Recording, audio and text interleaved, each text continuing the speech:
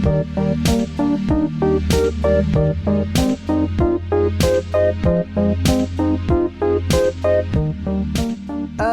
want to tagline us in? Sure. This is how I'm gauging how fresh you're coming into this episode. What does she have for a tagline? Oh, okay. What's she working with? Hi, everybody, and welcome to Maintenance Phase, the podcast that is searing off Lady Gaga's meat dress and serving that and only that. Because we're talking about a carnivore. I am Michael Hobbs. I am Aubrey Gordon. And if you want to support the show, you can find us on Patreon at patreon.com/maintenancephase. This month's bonus episode is an illness influencer spectacular. Exciting. Also, I should mention that, I don't know if I'm allowed to mention stuff like this. I'm also a YouTuber now. I used to make video essays, and I stopped doing that, and I missed it. And so I just made a 20-minute long video about cancel culture that you can find on my YouTube channel, whose name I forget, but if you Google Michael Hobbs YouTube, it probably comes up. Smash that subscribe button. Smashing the button. So I was like on the fence about doing this episode. I've been doing research on this for like weeks, and I was kind of like, I don't know, like every other like lefty podcast has a Jordan Peterson episode. And every lefty journalist has their like Jordan Peterson article. And then you told me that you're coming in fresh, that like you barely know anything about Jordan Peterson. And then I was like, okay, now I'm in. I just want to teach Aubrey Gordon about this. Well, and I think everybody everywhere has their Jordan Peterson episode, but I get the impression that few of those really dig in on the carnivore diet nonsense. True. This podcast aims to be the fillet of the podcasts about Jordan Peterson.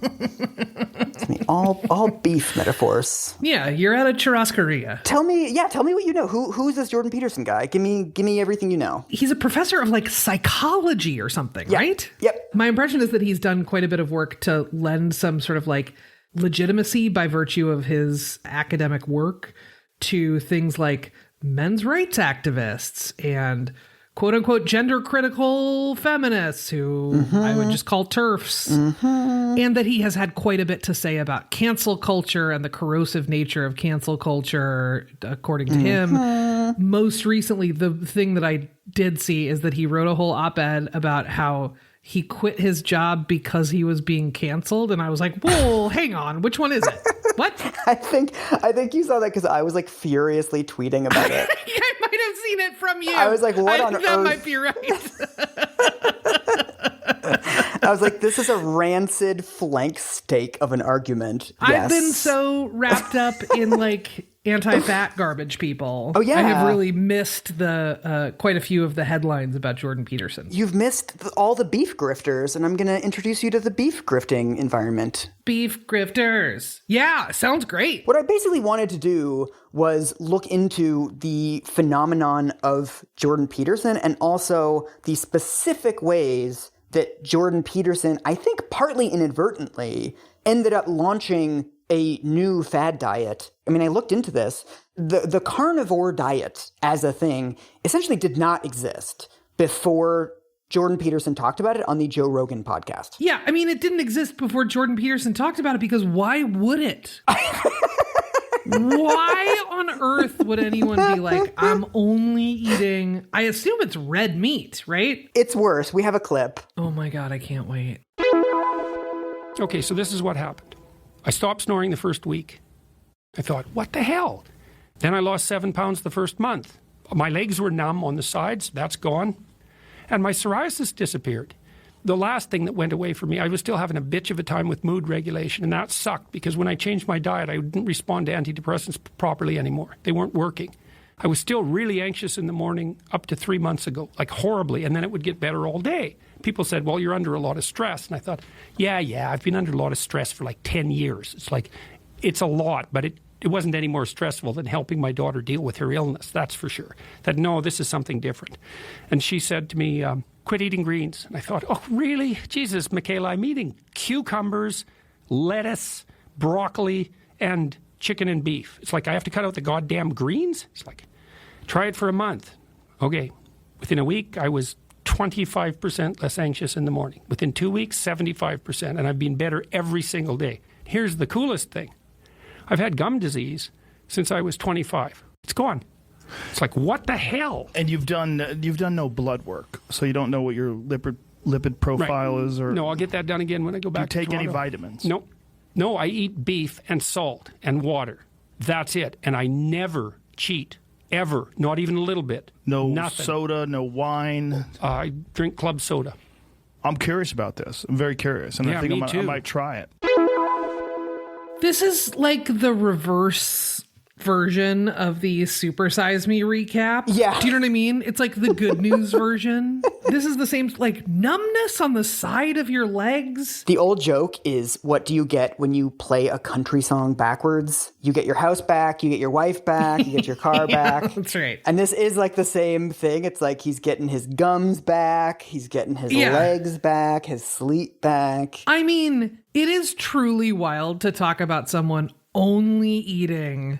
Did he say beef? It literally just beef. Only beef. He's very careful throughout this interview to say, it's an N of 1. I'm not recommending this for anybody else. I'm not a medical doctor. Don't listen to me. I'm in unique circumstances. So to his credit, he's not necessarily boosting this. Right. He's contextualizing. Yes. But then there's an actual question of whether you can describe results like this without implicitly promoting something. Yeah, I think that's right. And I also think, like, look, man, if you weren't there to promote it, you wouldn't really be talking about it. And he does the thing where he's like, I'm not recommending it to anybody else, but I've had people talk to me about it, and like, I've never heard of anybody having a bad experience, right? He often follows that up immediately with this sort of qualifier of, I'm not telling you should do it, but the results for me have been really amazing. Again, is still promoting it. It's just kind of promoting it with caveats, right? So that's kind of where this episode is going to end up. Oh, are we going to do a record scratch? You're probably wondering how I got here. We're doing a little freeze frame at the beginning. We're going to go back now. I love this. I'm very excited about it. So we're going to do a little background on Jordan Peterson himself. I want to kind of establish who this guy is and why his pretty weird advice is considered credible. So he's born in 1962 in Edmonton, Alberta. He grows up in Fairview, which is a small town. His mom is a librarian. His dad is a school teacher. He seems to have a fairly typical kind of middle-class, Leave It to Beaver style upbringing, it seems. Right. In semiotics, you would call it a hegemonic upbringing. Right? He has a hegemonic upbringing, at least as described by him. Yeah. He says that he starts struggling with depression and anxiety at age 13. At one point, he says that the depression is so severe, he says, imagine that you wake up and you remember that all of your family was killed in a horrible accident yesterday. Holy shit. Like, that's how he feels when he wakes up every day. That's awful. It's awful. And it seems like a lot of his adolescence and his younger adult years are characterized by him struggling to understand what's going on with his own mental and physical health. He says that he tries politics to deal with it. He joins some kind of center-left political/socialist political organizations as a kid. He tries religion. He tries getting into the church. Nothing really works. In college, he says he has like this crippling imposter syndrome. He has this idea that he's kind of acting. He's kind of sleepwalking through his life, and he's playing this role of a person, but he's not really connected to his own actions. He's in this kind of like half dissociated state. During this period, he seems to find comfort in biological certainty. He starts to formulate this theory of the world that there's ideology. There's people who see things through a lens of their own personal experiences and their own beliefs. This is what he hates about the socialists that he goes to college with. And there's also people who react to the world as it is. So he starts to take a lot of comfort in what he describes as like biological realities. Like, there is truth in the universe. In his first book, he says, I discovered that beliefs make the world in a very real way, that beliefs are the world in a more than metaphysical sense. This discovery has not turned me into a moral relativist, however. Quite the contrary. I've become convinced that the world that is belief is orderly, that there are universal moral absolutes. I believe that individuals and societies who flout these absolutes in ignorance or in willful opposition are doomed to misery and eventual dissolution. To borrow a phrase from a podcaster whose work I enjoy, this is all just the sound of red flags flapping in the wind. Just anytime someone says to me, like, I believe in moral absolutes, I'm like, whoa. I know, and also that like other people are driven by ideology, but not me. Totally. And also like what I hear them saying is if there's nuance here, I'm uninterested in it. Right. If there are solutions here, I don't want to know. All I want to know is this person did a thing that I think is absolutely categorically wrong, and there's no more to discuss here. You sound like one of the SJWs that he will later own in numerous YouTube videos, Aubrey. Oh, I'm fully preparing to get owned real hard. As just a humorless feminist. Really, I'm about to get totally fucking owned by Jordan Peterson. I mean, I think to me, what he's describing is the process of becoming a conservative. Yeah. We've talked a lot on the show about how formerly fat people are oftentimes the most fatphobic in this very interesting, I think, human process where you think that if you have overcome something, it is therefore overcomeable. And so other people who refuse to overcome it are weak. A lot of his work academically is about this dichotomy, or what I consider to be a false dichotomy, but the dichotomy that he keeps raising between chaos and order. He's someone who considered that his life and his mind was really chaotic, and he was able to impose order on it. And one of the ways that he feels like he was able to tame his chaotic mind was through the order of a universe where absolutes exist. That was something that he found really comforting. And what he tries to do throughout his career is, impose that on other people. Which I think makes sense, right? If you're like, I beat this thing back. I have a sense that I did this myself and it was hard, but it was worth it and everything's better. So why are you complaining about things being bad when the solution is so clear? Right. But what that doesn't take into account is, do you have resources that other people don't have? Right. There is like all of this stuff that gets shut out when we get into this sort of like meritocracy kind of narrative about our own personal stories. And also just like, what if people are just different from you? Yeah. Like not even like demographically, but just like, what if just like people tried that and it doesn't work? What if somebody has a kind of depression and anxiety that responds to something other than yours does? That's also a possibility.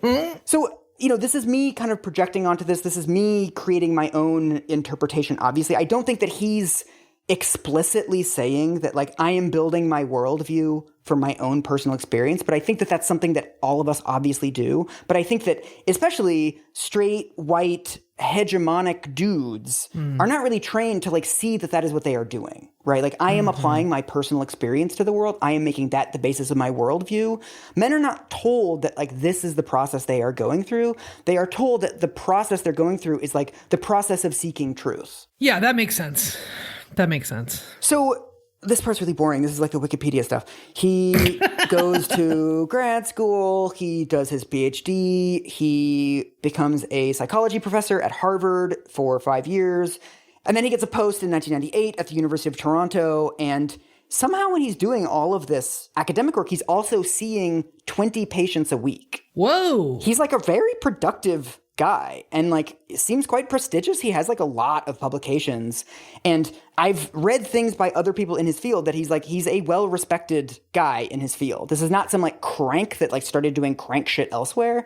It was like people in psychology were like, yeah, he's a well-respected psychologist. So what is the nature of that work? Because all that I have heard about is the shit that seems real trolly to me. I like it when you sit on my shoulder and you look at my notes. And I'm like, the next section of the episode is where I have to tell Aubrey about his work. And you're like, Mike, what does his work say? Oh, you're welcome for that segue. Oh, I'm glad you asked.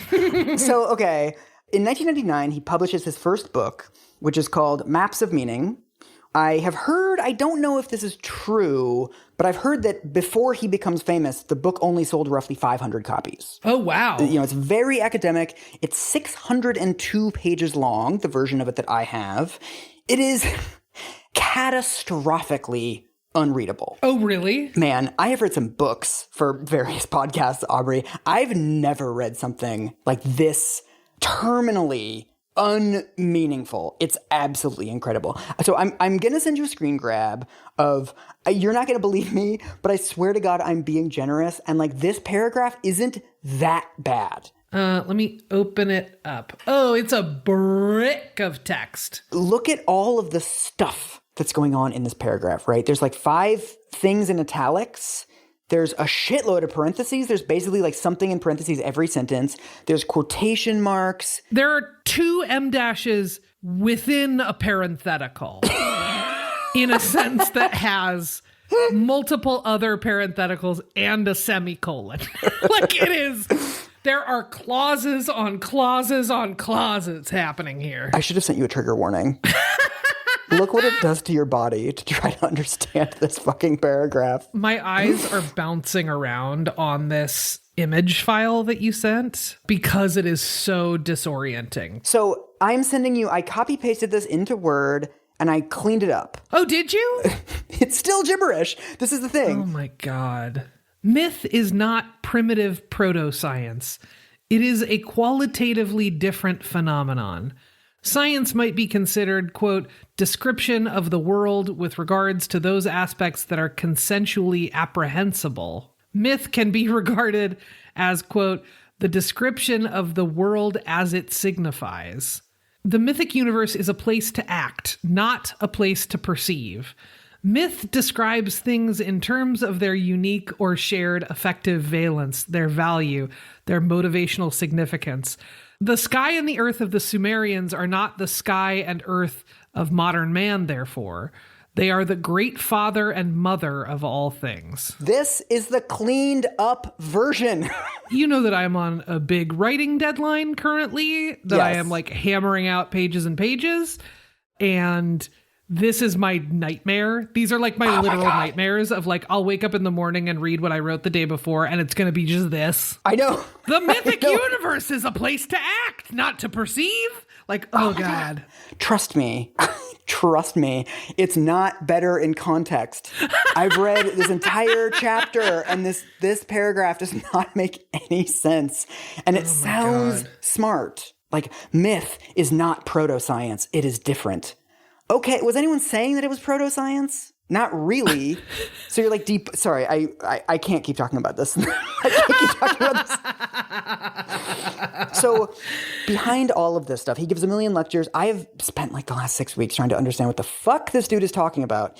To give him some credit, behind all of this jargon and his just like very not accurate description of various cultures' myths, there's actually a very interesting insight. What he says is that human beings are responding much more to narratives than they are to science and information. Oh. We all want to think of ourselves as walking through a universe of facts, right? Like, it's going to rain today, therefore I'm going to wear a jacket, right? We all think that that's what we're doing. But what he's saying is that narratives are much more important for how we form our understandings of the world, understandings of other people. We filter everything, including ourselves, through stories, which like I think is a genuinely profound insight. Absolutely. And it's also something that I will say from previous organizing life, it's something that's borne out by quite a bit of political research, right? People don't generally change their minds on political issues because of the facts. Right. They change their minds because of people's stories and because they hear other people like them say, you know, I used to think this, but now I think this. And that feels like giving them permission to change their minds. I think this is just true. I think he's just right here. I think he is too. And I also think, I've come across this before. He's not the only person to be saying this, of course. Sure. I've seen people who've written about this that have said that, metaphors are also really powerful. So if you think about a topic like immigration, one way to present immigration is as like an invasion, right? There's people coming from the southern border, these like hordes coming into the country, right? Another way to think about immigration is like as a life raft. Like there's people out there that need help and we're inviting them in and we're going to help them. Yeah. So Jordan Peterson is the worst imaginable messenger for this particular point, but underneath all of this prose, he is actually making some good points. And like, if you do like ninja ass old Google searches, you can find he's quoted in the New York Times and like various random stories. There's an NPR article about him before any of the sort of famous stuff happens. He shows up on panel shows in Toronto. He's just someone who like he's actually building somewhat of a reputation as a public figure throughout the course of the 2000s. And in September of 2016 is when he like really gets famous. So over this fall, the Canadian government is debating something called C-16, which is an amendment to the Canadian Human Rights Act and Criminal Code that, I cannot stress this enough, is going to add gender identity to an existing law. This is like a relatively minor update to an existing anti-discrimination law that already prohibits discrimination on the grounds of race and gender and sexual orientation. And so the Canadian government is like, well, we need to add gender identity to this. So they add this to this existing law. It's ultimately is like not that big of a deal. Well, also not that big of a deal in Canada, a thing we still haven't done in the United States. So I know. I'm like, this is table stakes. And it's like, we haven't done it yet. So on September 27th, 2016, Canada has not passed this yet, but they're like discussing it. Jordan Peterson posts, God help me, a 3-hour-long lecture on YouTube about this amendment. It's called Professor Against Political Correctness. He says that the Canadian government is going to imprison you if you misgender a trans person. It's one of these things that really frustrates me because people are like, oh, you don't understand the context. Like, what about Jordan Peterson's, like, what about the broader context of what Jordan Peterson is saying? And like, I sat down and watched this fucking thing. The first like 5 minutes, he talks about how universities are taken over by cultural Marxists. He says that the only reason this law is going to get passed, I'm going to quote him. He says, I can't help but manifest the suspicion that it's partly because our current premier is a lesbian in her sexual preference. I don't think it's relevant to the political discussion, except insofar as the LGBT community has become extraordinarily good at organizing themselves and has a fairly pronounced and very, very sophisticated radical fringe. I'll tell you what, as someone who spent a lot of time organizing the LGBT community, I'm honestly pretty flattered. I know, thanks. I'm like, we are well organized, thank you. It's just straightforward anti-trans conservative garbage. He says that non-binary people don't exist. Like, there's no evidence that non-binary people exist. Right. Conveniently disregarding the evidence that people are telling you they're non-binary. Hearsay. It's all hearsay. Nailed it. But then what's fascinating to me about this is, he's somewhat of a media figure, but still he's just one random professor, right? And this bill has not passed. There's kind of like nothing there, right? It's basically like random professor gives like kind of shitty lecture. But this becomes like a huge national story and like a months-long debate.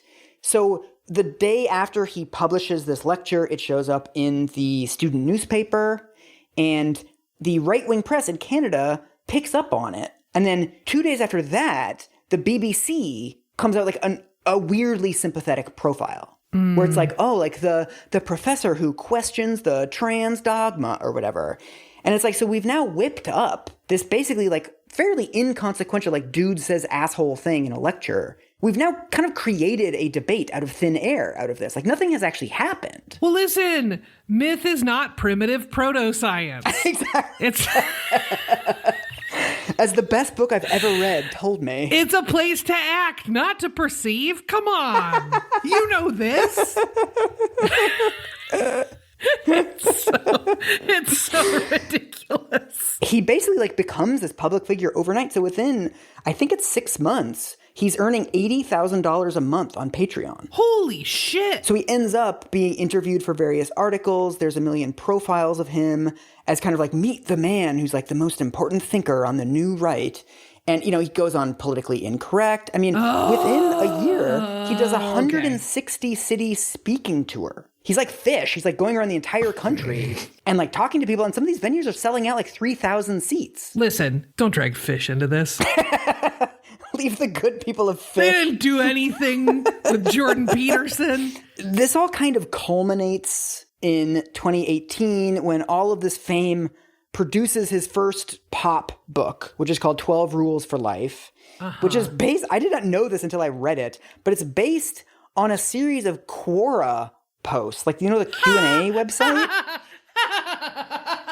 It's just like a bunch of like shit post advice that he gave people that he's like whipped up into a book. Oh my God. I like really struggled with this section of the episode because I'm like, okay, we have to talk about like his actual message, right? Like what is he saying to people, right? But then when you actually boil it down, like you actually read his book, I've listened to probably 5 or 10 lectures, I've listened to every single Joe Rogan podcast. everything he's saying is just like straightforward conservative shit. People keep talking about he's like this iconoclastic, challenging thinker, and he's this academic, and he has such like, there's a million articles scolding left-wing people, and they're like, why can't lefties listen to what he's saying? And like the left keeps like twisting him out of context. And then you get the context, you try to actually engage, and it's like, oh, okay, so the gender wage gap is fake because, you know, women, they leave the workforce to have babies. So like, that's why they don't get paid enough. Oh, Lordy. He says that climate change is fake, but he says it in this like slightly more academic way where it's like, oh, the way that you pull people out of poverty is through fossil fuels. Like we need the energy to pull, you know, Chinese people and Indian people out of poverty. So if lefties really cared about alleviating poverty, they would want us to burn as many fossil fuels as possible. It's like a slightly different spin on it, but like not really if you actually understand what the right is saying about climate change. And also like, okay, so you're someone who like doesn't believe in any mitigation for climate change, ultimately. It's just like straight up and down conservative punditry nonsense. Yeah, it's just like you could read this shit in the National Review anytime since the 1990s. Yeah. He wants to defund women's studies departments. At one point, he says that, like, oh, I'm not sure about same-sex couples adopting because, like, children really need, like, a mother and a father in the home. Thanks, James Dobson. Neat. What I think really explains a lot of this, you know, it's 2016. This is kind of after Trump had been elected, after this really bitter and horrible 2016 election. I think a lot of conservatives were looking for someone who would, like, allow them to keep all of their beliefs, but also reject what had just happened. Like, it was so obvious that Trump was awful. Like, he's this, like, racist, misogynist, corrupt, everything we learned during the election.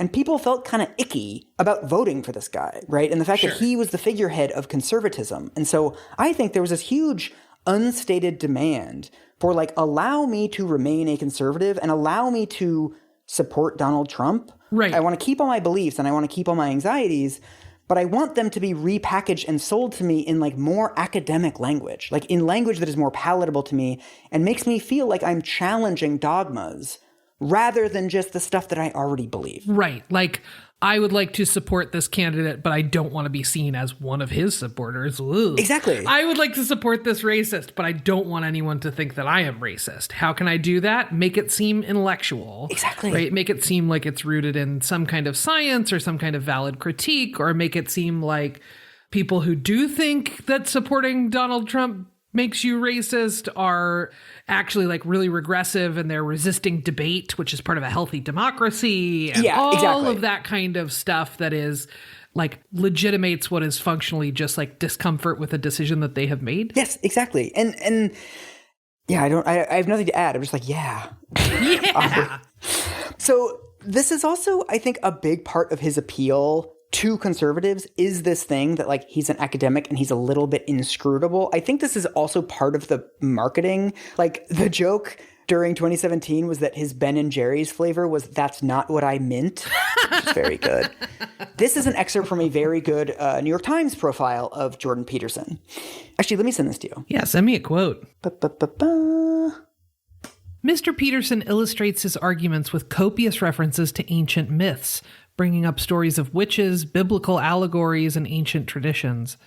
I ask why these old stories should guide us today. Quote, "It makes sense that a witch lives in a swamp. Yeah," he says. Why? Right, that's right. You don't know. It's because those things hang together at a very deep level, right? Yeah. And it makes sense that an old king lives in a desiccated tower. But witches don't exist, and they don't live in swamps, I say. Quote, "Yeah, they do. They exist. They just don't exist the way you think they exist. They certainly exist. You may say, well, dragons don't exist. It's like, yes, they do. The category predator and the category dragon are the same category. It absolutely exists. It exists absolutely more than anything else. You say, well, there's no such thing as witches. Yeah, I know what you mean. But that isn't what you think when you go see a movie about them. You can't help but fall into these categories. There's no escape from them." Impossible to read this fucking man. So Impossible. He is taking this sort of Jungian idea about archetypes. Yes. And is like trying to express it in a way that seems very literal. He's doing the thing that he always fucking does, where he says something that is like straightforwardly dumb, like witches do exist. And then you're like, well, no, they don't. Like, obviously. And then he's like, oh, but they do exist because they're in myths. They exist in our heads. And it's like, oh, so you meant exist in a fucking way that nobody uses that word. Great. You meant exist in the way that means does not exist? Neat. Right. Exactly. Yeah. He does this all the time. I was listening to this insufferable section of one of his Joe Rogan podcasts where he's talking about, he loves to defend like natural, quote unquote, natural hierarchies. Like the existing order of society is good, right? This is another very, very core conservative belief, right? And he's saying, you can't, these hierarchies are real. That's why you can't lie your way into being successful. This is like his conclusion. And then Joe Rogan, who like, to his credit, Joe Rogan's actually like a pretty good interviewer. And Joe Rogan's like, what do you mean by that? Didn't Donald Trump like lie his way into success? Like, don't rich people pretty frequently lie their way into becoming richer? Yeah. And then this goes back and forth for like 5 minutes. Finally, he needles Jordan Peterson enough that Jordan Peterson is like, well, yes, they're monetarily successful, but they're not successful in the way of having a meaningful life. They're not successful internally. What? And it's like, right, so you meant success in a fucking fake definition that like now it's taken me 5 minutes to get you to explain your ridiculous definition of this term that nobody uses. Yeah. By the time you get to that point, you've forgotten what he said originally and what his point was. Right. In a capitalist society that defines success primarily by wealth, you invoked that language and framework, and then we're like, man, if you took it that way, that's on you. Right. No, you need to be clearer about what you're saying. Right. A company's never been successful selling hamburgers. Well, what about McDonald's? No. What I meant by success was, do they have a real estate portfolio? It's like, well, that's not what success means. Sure. Sure. Also, like, this stuff can sound kind of deep and kind of smart, right? You're like, oh, he's saying that witches do exist. Like, it's kind of a provocative idea. And then once you boil it down, all he's really saying, it's like the most banal thing. That like, yeah, witches exist because there's many myths about witches. Well, yeah, that's just a really obvious thing to say, right? Or the fact that like people can lie their way to monetary success, but it doesn't mean that they've achieved some sort of self-actualization.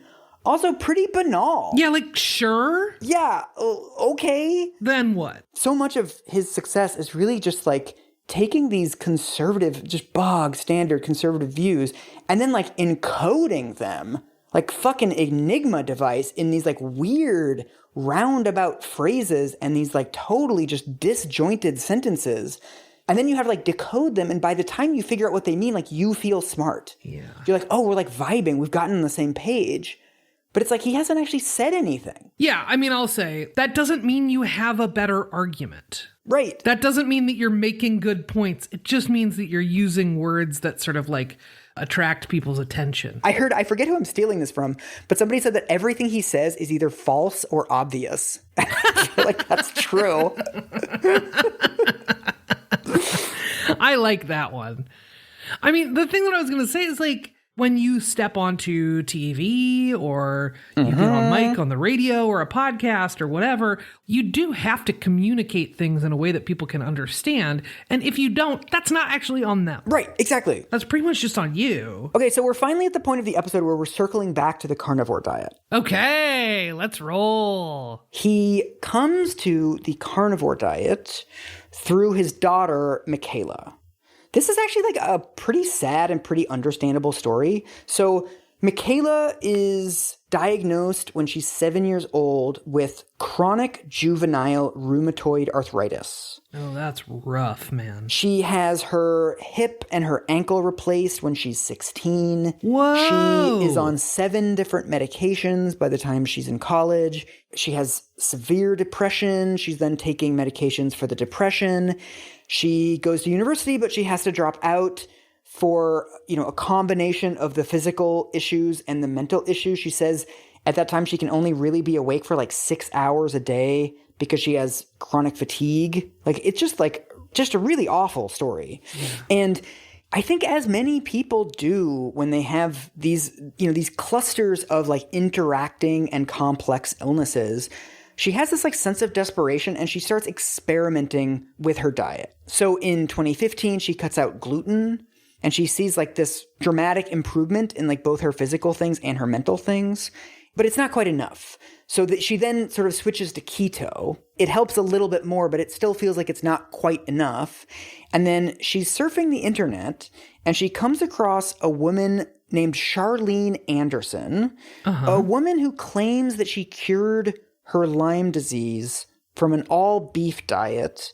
And she says that she's been eating nothing but ribeye steaks for 20 years. Makes me really nervous. So Michaela sees all this, and she honestly thinks that it sounds like kind of bananas, but she's like, whatever, like I'll try it, right? Like you'll try anything for a couple days. And also, if you're suffering with this like awful briar patch of various intersecting illnesses, like you're fucking desperate.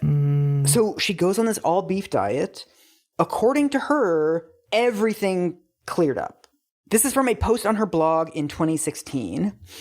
She says, everything wrong with me was diet related. Arthritis, depression, anxiety, lower back pain, chronic fatigue, brain fog, itchy skin, acne, tiny blisters on my knuckles, floaters, mouth ulcers, twitching at night, night sweats, tooth sensitivity, and the list goes on. Everything wrong with me was fixable.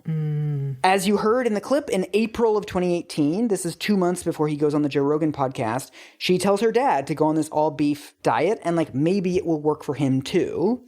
And so he goes on the diet, and like you heard him describing, right? Like he got universally 100% better. Now we're going to dive into the carnivore diet itself and the winding path that it took to Michaela Peterson's laptop. I did a Google Trends search because I didn't like know how else to research this. I cannot express to you like how niche this was.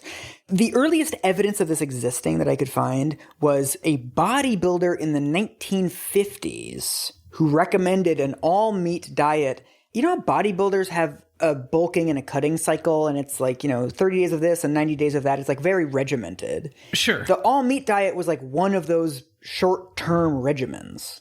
It wasn't like a lifestyle. Yeah, I mean, I can't fathom that certainly anyone with like a working knowledge of like sports medicine or any of that kind of stuff would be like, yeah, no, do this all the time. The earliest like kind of sort of mainstream mention of this that I found was in 2006. There's something called the Active Low Carber Forums, which is a message board for people who are doing Atkins. It's kind of branched out now. I'm going to read this to you. This is the header at the top of its website. It says, support for Atkins diet, protein powder, and Neanderthin diets, which is paleo. That's what they call paleo now. Neanderthin? You know I love a garbage pun.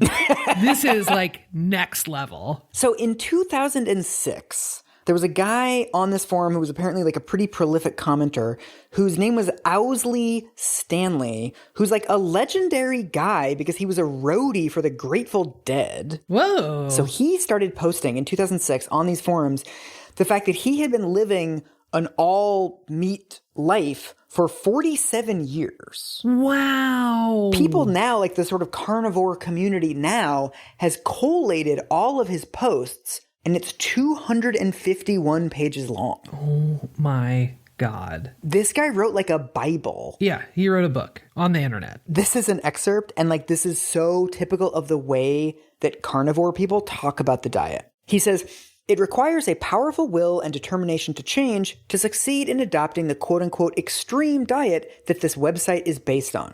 Even those who are morbidly obese, as powerful a motivation as any I can imagine, will have cravings for what I call non-food, by which I mean all vegetation and carbs, which will eventually prove irresistible. I mean, when you said eating non-foods, I was really prepared for some Michael Pollan business. Right. I didn't expect the next thing to be like vegetables. All vegetation and carbs. Jesus Christmas. This is like fairly mainstream messaging among the carnivore diet people that like, it's not just like this diet works for me. Everything that isn't animal products is poison. Sorry, Hindus. You've been eating mostly non-food. So good. This kind of sort of bounces around the internet, but it's like super niche. The first mainstream news coverage I can find of this this is absurd. There's a Motherboard article in 2017 called Inside the World of the Bitcoin Carnivores, which is a living fucking nightmare. Yeah, I'm just trying to think of like, what else do you put in there to make it worse? Like Fire Festival? It's happening at WeWork? Great. So this article chronicles that like this all animal product diet has become popular among Silicon Valley, and like not just Silicon Valley, but like a subset of Silicon Valley that is really into cryptocurrency. So there's a guy who's quoted in this article and like every other article about Bitcoin carnivores who says, Bitcoin is a revolt against fiat money, and an all-meat diet is a revolt against fiat food. What? What the fuck? What's he even talking about? I mean, fiat food doesn't make any fucking sense. It's like fiat money is like government-backed money. You know, currency is like fake. Like currency is a social construction on some level, right? If you believe in a dollar and I believe in a dollar, then we can exchange. Yeah. But then applying that to food, like fiat food, it like doesn't make any sense. It's like a 9-word sentence. Boy. And his metaphor just completely breaks down. I hate it extremely much. He says, the people who tell you to eat your 6 to 10 portions of indigestible toxic grains a day are the same kind of people who tell you central banks have to determine interest rates. Oh my God. These things have nothing in common. And also, again, you get this invocation of indigestible toxic grains. This also just feels like it's just edging closer and closer to complaints about like globalists and like anti-Semitic conspiracy theories. It gets real right-wing real fast. Yeah, I bet. So I have spent a lot of time, unfortunately, in the last month looking at like the social media of various carnivore influencer dudes. There's really only 2 main ones. One is this guy named Sean Baker, who used to be a licensed medical professional, like an actual doctor, but he became such an evangelist for the carnivore diet, it seems, that his hospital fired him. His hospital was like, you can't just tell all your patients to switch to an all-meat diet, dude. Yeah. He can no longer practice medicine, but he's become this like big influencer guy, and he has like a cookbook and everything. And then the other one is a guy named Paul Saladino. Both of these dudes are like super right-wing guys, you know, flirting with anti-vax stuff. Paul Saladino, I wasn't even aware of this. Paul Saladino is a sunscreen truther. I've read a lot of this man's tweets. They're like little Bible verses. One of them says, the best way to protect your skin from the sun is by not eating seed oils. Sunscreen is the worst way. Good. So don't wear sunscreen. He also says, toothpaste is a scam. Liver, heart, meat, equal signs, the best tooth care ever created. Yeah, good. That's good. There's also another guy that I found on YouTube. He just put out a video saying that this Canadian trucker protest thing is a false flag, and it's all actors. I don't know why they would do that. Anytime we start talking about like public political action or like public tragedies as being actors, I get real nervous. Right. It's just very strange. And also, as we're talking about this, it is nearing lunchtime, and I'm like, man, I could really go for a steak. I know. I know. I made some ground beef earlier this week. I was like, oh, now I'm in the mood for ground beef. Yeah. It does sound good. Okay, so I want to spend most of the rest of the episode talking about some of the main myths of the carnivore diet. So if you read the carnivore books and you look at the carnivore influencer accounts, you find the same 3 factual claims repeated a million times, and I want to actually take these seriously. So the first myth is that plants are bad for you. This is a quote from one of the Bitcoin carnivores in a USA Today article. Plants are varying levels of toxic to humans, hence why so many of them are poisonous, and even some of the ones we can eat, such as beans, must first be carefully prepared and cooked to remove toxic proteins. Hey man, some plants are hemlock. So all of them are probably hemlock. There's also this thing, we debunked this on one of the bonus episodes, so I'm not going to go too deeply into it, but they keep bringing up this thing of anti-nutrients. Oh, I remember this. Do you remember this? So my recollection, and you correct me if I'm wrong, is that anti-nutrients are really part of many fruits and vegetables, and that they prevent absorption of some vitamins or minerals, but at just an incredibly low level. Yeah? Yes. There are some little elements in beans and broccoli and some other vegetables that reduce the absorption of iron. They don't completely prevent you from absorbing any iron. They just reduce the amount of iron that you can get from food. And 99% of them boil off, they come off when the food is cooked. So all of these anti-nutrients are basically just a non-entity. But the carnivore people have seized on these as look, plants are actually sucking the nutrients out of you. And it's well, they don't negate all the nutrients that fruits and vegetables have. Yeah. There's also a sort of subcategory of this is that they love to highlight, quote unquote, all of the indigenous societies that have lived on an all meat diet. So this is from an abysmal website called Diagnosis Diet.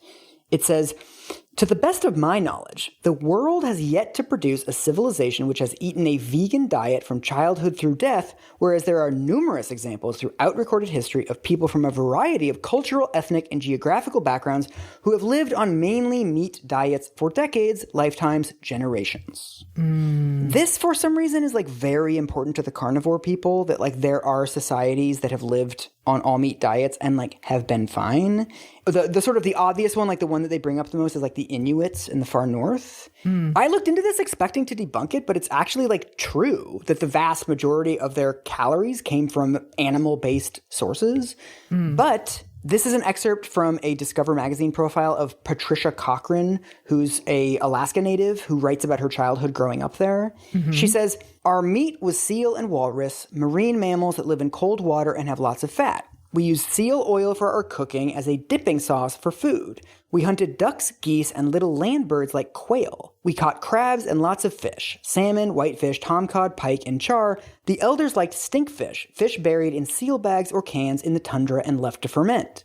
In the short subarctic winters, the family searched for roots and greens, and, best of all, from a child's point of view, wild blueberries, crowberries, or salmon berries, which my aunts would mix with whipped fat to make a special treat akin to ice cream. Oh my God. I bet that's beyond. So, this is a society that, yes, did get somewhere 90 to 95% of the calories came from various animal products, but it's also extremely diverse. Yeah. Right? They're having fermented foods, they're having oils. The skin of whales is apparently very high in vitamin C, which is why these communities didn't have rates of scurvy. So it's yes, they're eating an all meat diet essentially, but they're doing it in a context where they've kind of evolved and adapted cultural practices around this, and they're doing it in a specific way. They're not just having the same thing over and over again, 3 meals a day. Well, and it's not all meat. Right. It might be mostly meat. I mean, right. And you could frankly make a similar argument about vegetarianism and veganism, right? That there are plenty of societies where vegetarianism is a norm.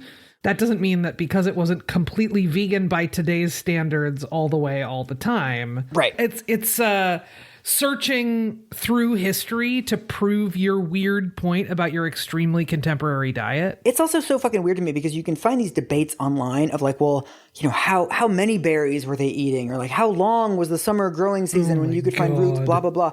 And it's what are we proving here? The fact that there's a society at some time, and there's other examples, I always pick the same 6 or 7 examples of other hunter-gatherer societies that lived on an all-meat diet. It's fine. But there's thousands of societies throughout human history.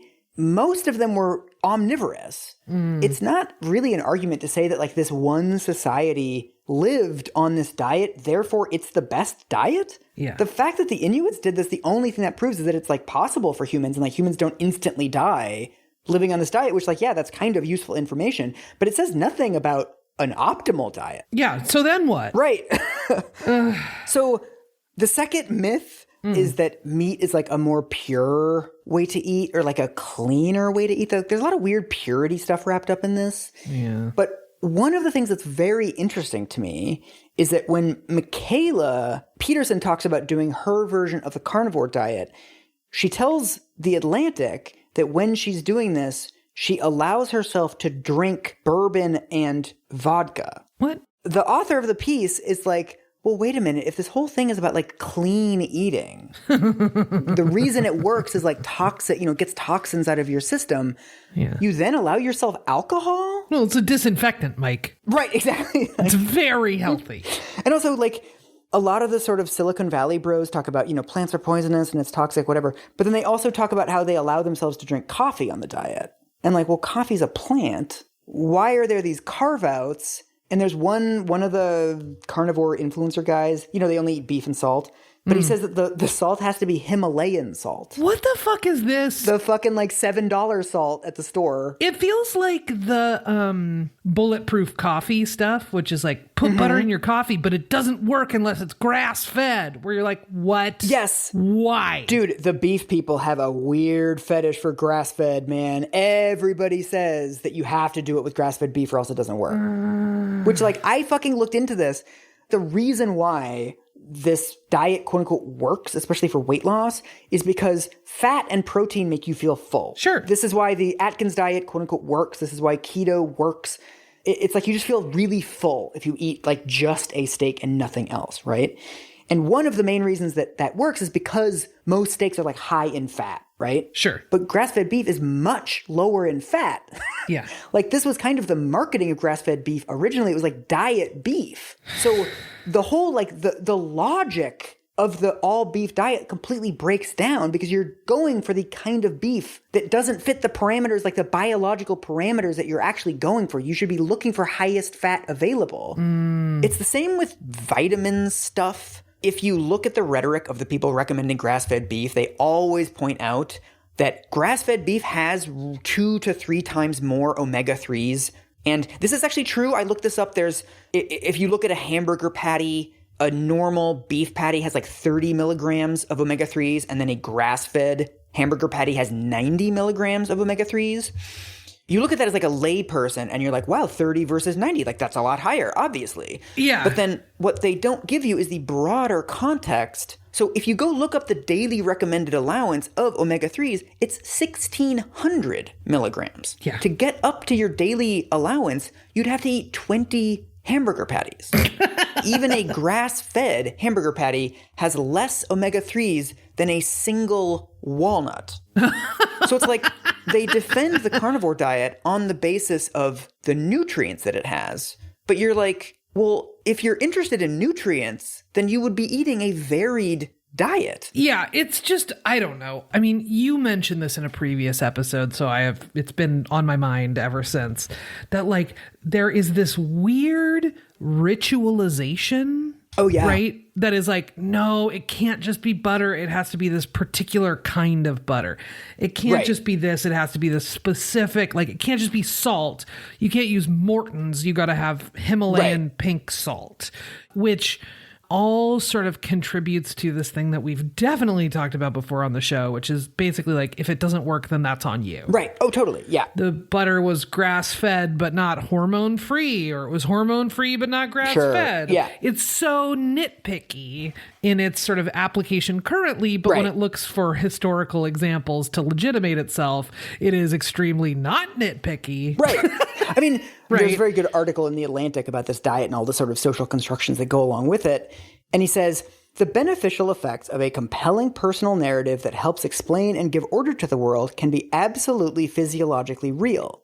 It's well documented that the immune system is modulated by our lifestyles, from how much we sleep and move to how well we eat and how much we drink. Most importantly, the immune system is also modulated by stress, which tends to be a byproduct of a perceived lack of control or order. When it comes to dieting, the inherent properties of the substances ingested can be less important than the eater's conceptualization of them, as either tolerable or intolerable, good or bad. What's actually therapeutic may be the act of elimination itself. Various other debunky websites have pointed out that there are people who claim to have cured juvenile chronic arthritis with a vegan diet. You can see the same results, the same sorts of anecdotes of I cured this and I cured that, with all kinds of different diets across time, across cultures. It's people believing in this that is producing the health benefits, which are real, which can be very significant. Yeah, right? As the placebo effect has been proven to be very effective when people genuinely believe that they're getting some kind of remedy, right? It's actually very similar to Jordan Peterson's whole thing of finding order amid your own personal chaos. Like, it makes sense that this is a way for people to process their own experience, especially if you're suffering from a chronic illness, right? You've been looking your whole life for something that works. And like, this is so regimented, it feels almost medical, right? Yeah. There's this pain that goes along with it. There's this monotony, kind of like taking a pill.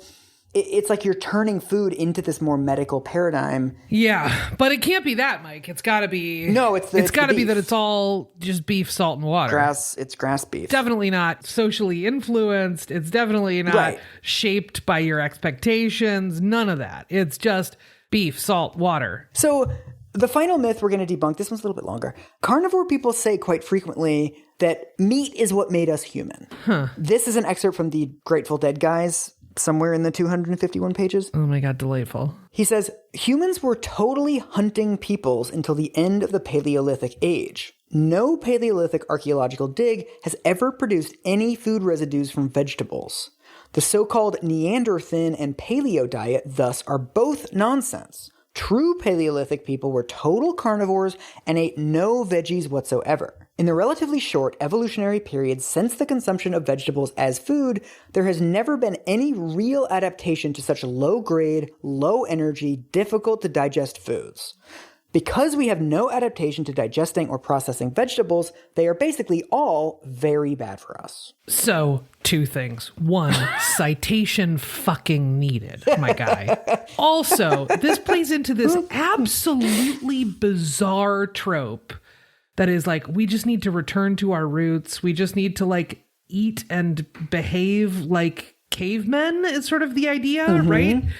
But if you're looking for like, when have we as humanity been at our healthiest and had our longest life expectancies, it is within the last 100 years, everybody. Like, it is like historically very recent. Well, also, we're not even talking about the right fucking species. So this drives me nuts that like this thing of meat made us human or whatever. It's actually true that 2 million years ago, it appears Homo erectus, which is like the precursor species that has now died out to humans. One of the theories is that the consumption of meat like allowed Homo erectus to thrive as a species because meat has much more calories, because this was before cooking. There was no way to get this kind of calories out of food. So you were just like chewing like roots and stuff. Like we were basically like chimpanzees. Our precursor species, we think only ate like 2 to 3% of its diet was meat. But then once you go to much higher levels of meat, you then have the excess calories that then you can kind of pour into a larger brain. So what happened over the course of evolution was what eventually became humans, our brains expanded in size by like 300%. Like we got way bigger brains.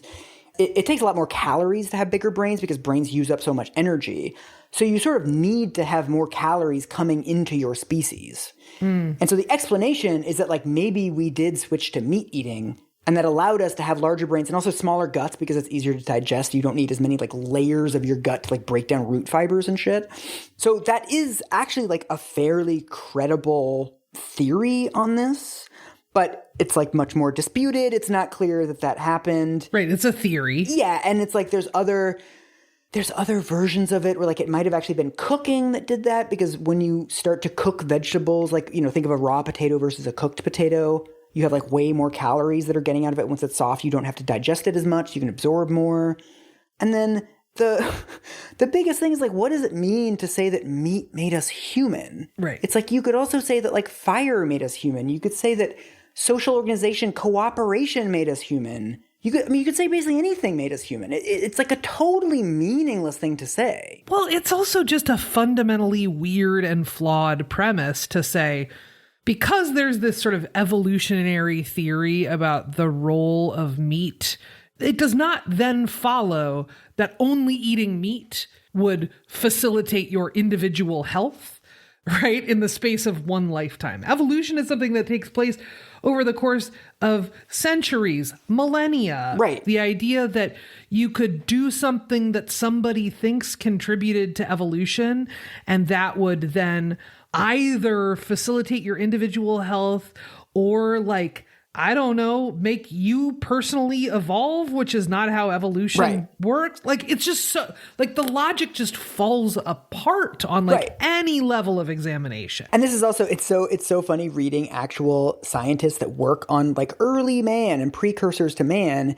And they're like, what the fuck are you talking about? Like, this doesn't, like, this isn't even, Homo erectus isn't even the same species. There's nothing that implies about that theory, A, that they were eating only meat, which makes no sense, that a species would go from like roughly 3% meat consumption to 100%. When there were all kinds of like vegetation available that we had been eating for the entire origin of our species. Even the scientists, like I found an interview with the woman who actually like proposed this meat eating hypothesis originally. And they're like, what do you think about the paleo diet? She's like, oh, it's bullshit. Like, it doesn't make any sense. Like, you can't even get her on board, right? Yeah, I will say we have not gotten a ton of requests to cover the paleo diet, but the ones that we have gotten are from people who study like the science of early man. Oh, I need to and email they're like, those people. will you please cover this? People are constantly talking about like, we need to like behave like cavemen. We need to like do all this shit. And there's like zero evidence. Yes. It's this weird, like Western class privileged sort of fetishization of a less developed society. It's James Cameron making Avatar. It absolutely is. But it's like, what I think is fascinating about this is like, okay, we should eat like our human precursors, ancestors. This is what made us human. Fine. But then when? Between 2 million years ago and now, which society should we be aiming for? There's actually really interesting articles about the adaptations that humans have had to agriculture.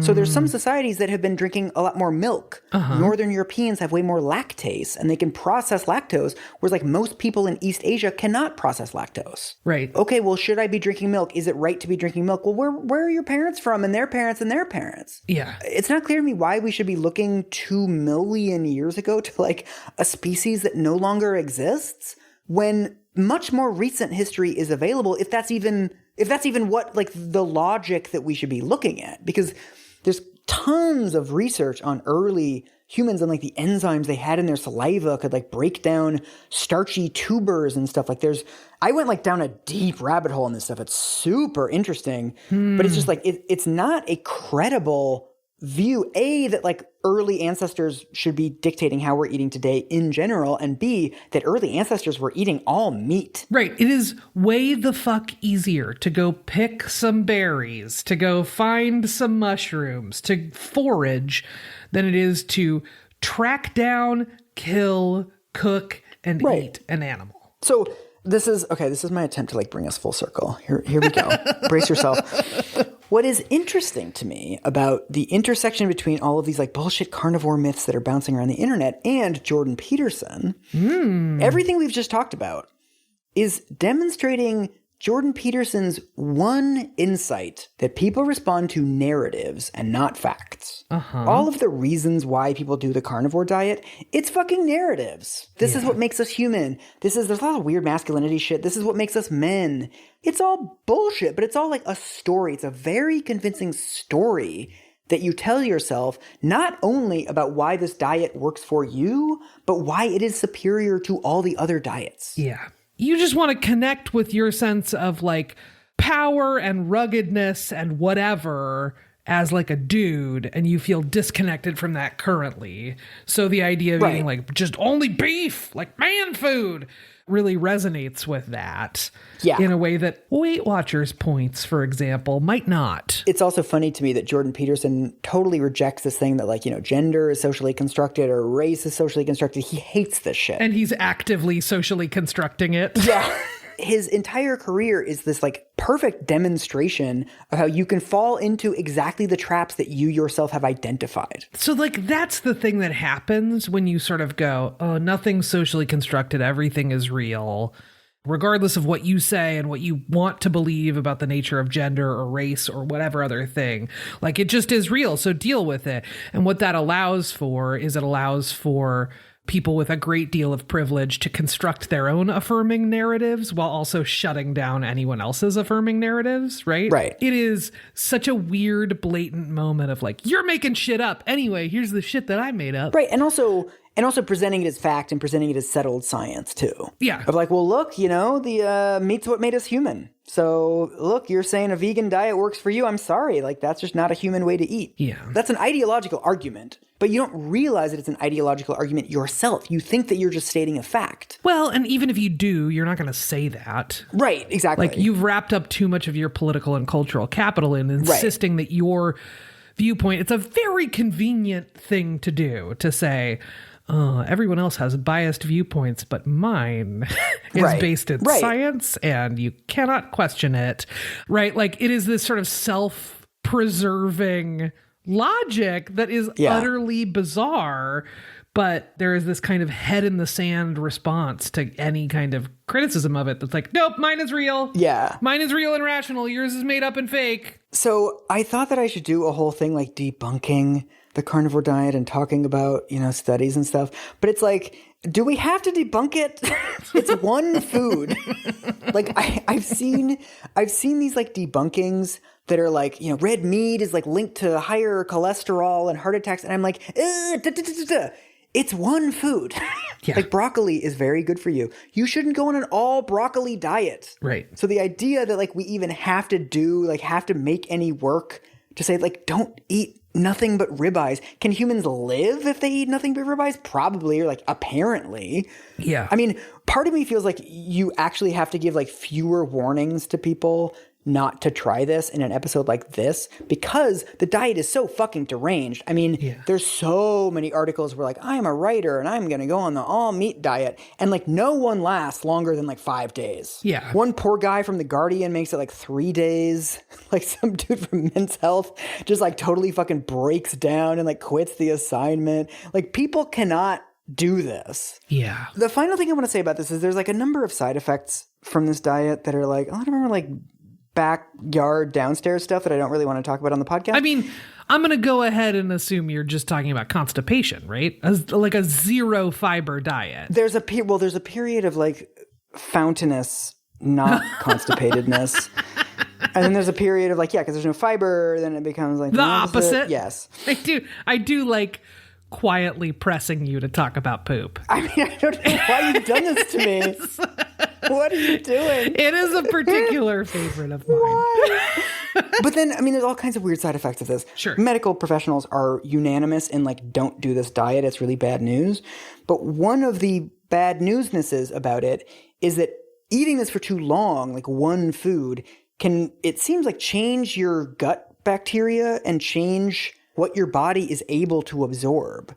Oh. After you've been on this diet for a while, you can't eat anything else. And you'll have like really bad attacks and like kind of allergic reactions if you eat anything other than just, ribeye steaks and salt. So this is ultimately what happens to Jordan Peterson. What? Next episode, we are going to talk about how it's a cliffhanger? It's a cliffhanger. God damn it, Mike. Next episode, we are going to talk about how Jordan Peterson's deviation from this diet starts a chain of events that ends up with him in a medically induced coma in Moscow. What? Don't Google. Between now and then, Aubrey, Michael, don't go on the internet. So mean to spend an entire episode being like, look at the rise of all this bullshit. Look at this dude who's making these wild ass fucking claims about how people need to only eat beef, salt, and water. Mm-hmm. Oh yeah, by the way, he's going to get his comeuppance. You're going to hear about it in 2 weeks. See ya! Aubrey,